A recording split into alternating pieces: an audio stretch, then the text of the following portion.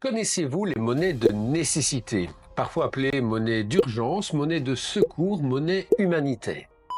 En diversité monétaire, on parle régulièrement du Wörgl, cette fameuse expérience autrichienne où la commune a mis en circulation des coupons pour stimuler l'activité économique dans sa région. Mais ils étaient très loin d'être des pionniers de l'affaire. Déjà durant la grande crise, aux États-Unis, les stamp script servaient effectivement de monnaie papier pour les besoins de transactions courantes, et ce dans des centaines de villes. Mais plus tôt encore, durant la Première Guerre mondiale, que ce soit dans l'Allemagne ou en Belgique ou en France, diverses communes ou autorités communales ont décidé de circuler un bon redevable auprès d'elles-mêmes, afin de pouvoir continuer à assurer ses propres paiements et de conserver un certain pouvoir sur la population, puisque ceux-ci étaient redevables au titre de l'impôt local ou contre des services que la commune ou le département ou une association de divers commerçants, comme les coupons émis par les chambres de commerce, qui étaient acceptés contre de la production locale de biens et de services et servaient effectivement à remplir cette fonction monétaire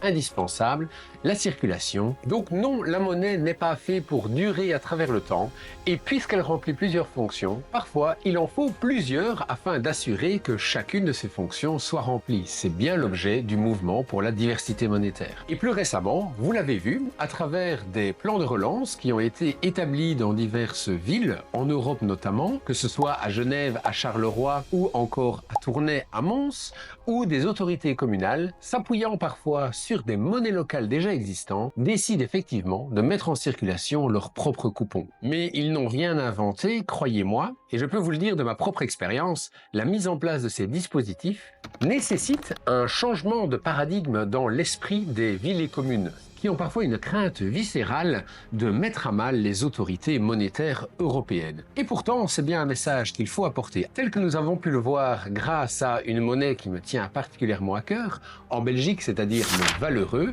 Wow. Lorsque les inondations ont frappé la région, le valeureux a pu servir de coupon de nécessité ou en tout cas de monnaie de secours, car faute d'accès à un distributeur de billets, de cash, c'est le valeureux qui a alors servi à réaliser les transactions sur le petit marché local.